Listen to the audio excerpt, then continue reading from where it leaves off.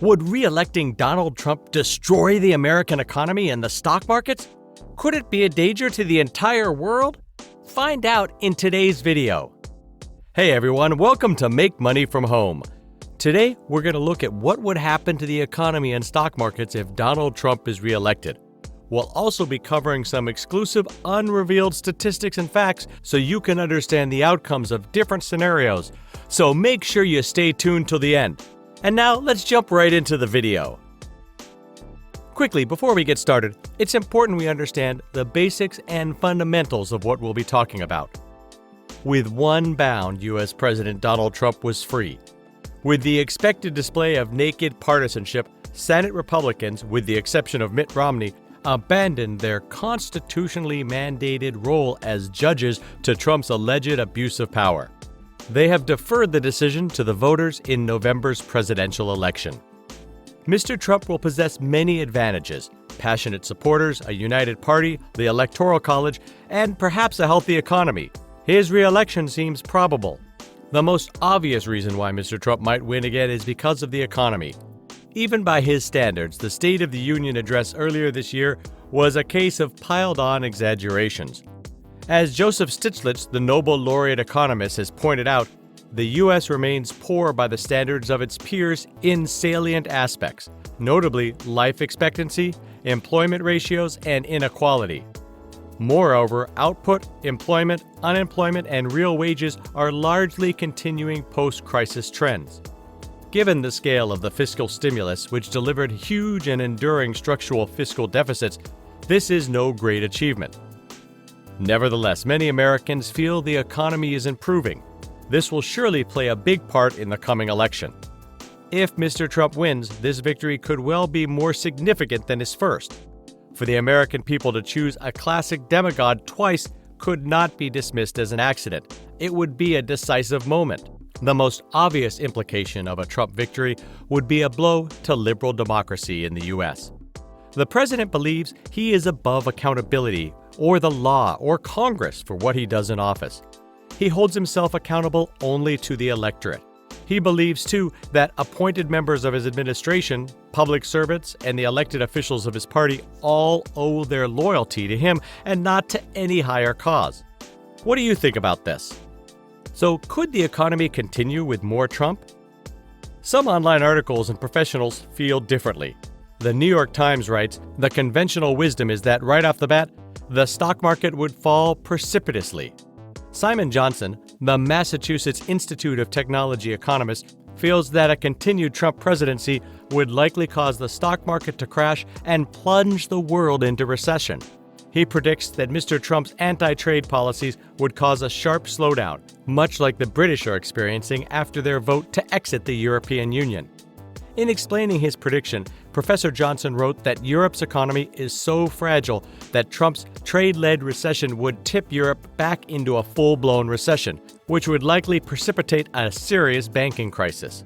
After that, he continues, if this risk were not contained, and the probability of a European banking debacle is already disconcertingly high, there would be further negative spirals.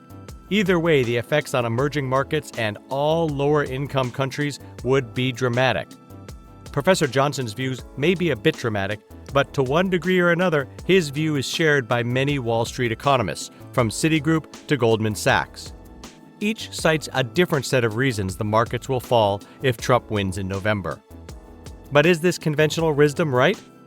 Naturally enough, investors and analysts hate uncertainty. And to be sure, Trump is a lot like Forrest Gump's box of chocolates. As Peter Bookvar, chief market analyst at the Lindsay Group, an economic advisory firm in Washington, put it, you never know what you're going to get. In all likelihood, a Trump victory would lead to a swift, knee-jerk sell-off. Many investors will choose to sell stocks and ask questions later.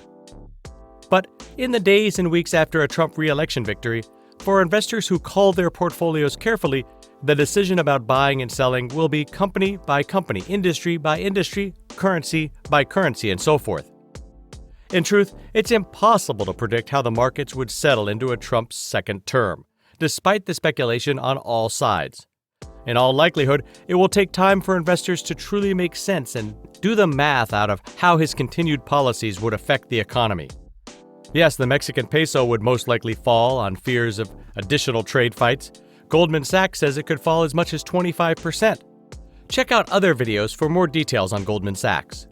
Shares of some insurance companies could tumble on the uncertainty of what would happen if Obamacare is put under further attack and pressure to be recalled. But oil companies and other sectors of the traditional energy industry would be likely to rally given Mr. Trump's continued attempts to repeal regulations. Renewable energy companies would fall. Healthcare and biotech companies will be seeking greater regulation and possibly even price controls, so they might pop. Do you agree? Now let's talk about two companies that seem poised for an immediate pummeling if Trump wins again. These companies are AT&T and Time Warner, given how much Trump has objected to their recently announced merger. AT&T, by the way, also happens to have huge business in Mexico. The biggest test for the stock markets might be pegged to the future leadership of the Federal Reserve. There's a lot of uncertainty regarding what Trump will do with the Fed chair, with whom he's had continual disagreements.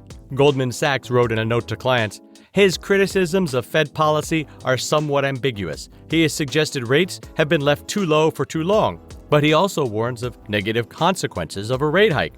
We would expect that financial markets would view a Trump victory as having slightly hawkish implications, since it would make a change in what many view as a dovish-leaning Fed leadership much more likely. A handful of economists have suggested that despite all the promises made by the candidates, the outcome of the election might not actually decide what direction the markets will take. There really is no telling. Hey, quickly, if you're enjoying this video, please make sure to subscribe, leave a like, and let us know what kind of tips and videos you want to see next. We'd love to hear from you. The Lindsay Group's Mr. Bookvar also wrote a note to clients. As we are in the second longest bull market of all time, and as we approach the 8th year of this economic expansion, he wrote, odds are high that whoever the next president is, they will preside over a recession, a bear market, and rising debts and deficits. That might be an extreme view, but given that America has had a financial crisis of some sort about every 8 years or so for the last several decades, it's hard to believe that we'll go through the next 4 years without a hiccup. If merger activity is any gauge of the market cycle, the recent spate of deals suggests we're closer to the 9th inning than the first. Lawrence G. McDonald of ACG Analytics, who has commented on the benefits of a Trump presidency, said, Trump will create a colossal panic, but the relief rally will be outstanding. Mr. McDonald, who publishes a newsletter on global political risk called the Bear Traps Report, said he believed that Trump's bark found in this anti-globalization position in reality will be a lot worse than its bite in terms of actual implementation. While Mr. Biden is clearly the favorite choice of the Fortune 500 chief executives and investors of Wall Street, perhaps surprisingly, they're less enthusiastic about the idea of a Biden presidency combined with potential Democratic majorities in the House and the Senate. The S&P 500 has tended to react poorly to increases in the implied probability of a Democratic sweep. After removing the estimated effects of change in growth, inflation, and policy expectations, Goldman Sachs wrote, the upshot is that the equity market seems to prefer a divided government over single-party control. One thing is certain, though. While Mr. Trump's business ban may have cooled during the contentious campaign, surely under a continued Trump presidency, lobbyists and other favor couriers would be lining up for tea times at the Mar-a-Lago Club in Palm Beach and making Inauguration Week reservations at the Trump International Hotel in Washington, making some behavior not too difficult to predict. Moving on, let's look at the facts and futures for the markets. After the pandemic, the GDP should continue its long post-crisis expansion. So we cannot know how far Mr. Trump would continue to go or how far the institutions of the Republic would let him go. Yet, is there anything Mr. Trump could do, apart from losing the loyalty of his base, that would persuade Mitch McConnell, the Senate Majority Leader, to turn on him? It's not institutions, but the people who serve them that matter the most. Even if the Great Republic survived the trial largely unscathed, which is optimistic, the re-election of this man, a demagogue, a nationalist, an incompetent liar, and an admirer of tyrants, would have worldwide significance. It seems if things return to normal, the unemployment rate will continue a long decline, which is very positive and a reason why Trump is so popular. Let's talk a bit more about this. Within the 3 years of Mr. Trump's presidency, the economy added 6.7 million jobs, and the unemployment fell to the lowest rate in half a century. The economy grew more slowly than Trump promised at 2.1% most recently. Stock prices hit record levels. Household income grew, poverty decreased, and paychecks grew 2.5% after inflation. Home prices also reached record levels, and home ownership increased. Furthermore, the number of people lacking health insurance rose by nearly 2 million. And finally, federal deficits soared, adding $2.8 trillion to the national debt. The employment increase continued an unbroken chain of monthly gains in total employment that started in October 2010. Prior to the COVID-19 pandemic, the economy added jobs every month for more than 9 years, including the first 3 years of the Trump administration. Yet Trump is far behind the pace needed to fulfill his campaign promises that he will bring the greatest jobs that a president has ever created. At this rate, he will not even come up with the gains made during Obama's final term. The average monthly gain under Trump so far is 191,000 new jobs, compared with an average monthly gain of 217,000 during the 4 years before he took office. What do you think about this? And finally, the unemployment rate, which was well below the historic norm when Trump took office, has continued to fall to the lowest rate in half a century. The Bureau of Labor Statistics put the rate at 4.7% when he was sworn in. The most recent rate prior to the pandemic in December was 3.5%. It was also at that level in September and November. Before then, it had not been that low since December 1969, 50 years ago, when it was also 3.5%. It hasn't been that low for that long since a 50-month streak ending in January 1970. The historic norm is 5.6%, which is the median monthly rate for all the months since the start of tracking in 1948. So, did you enjoy today's video and would like to see more? Then be sure to subscribe and turn on notifications so you don't miss more videos of how to make money working from home and much, much more. Check out this video, and I'll see you soon. Take care.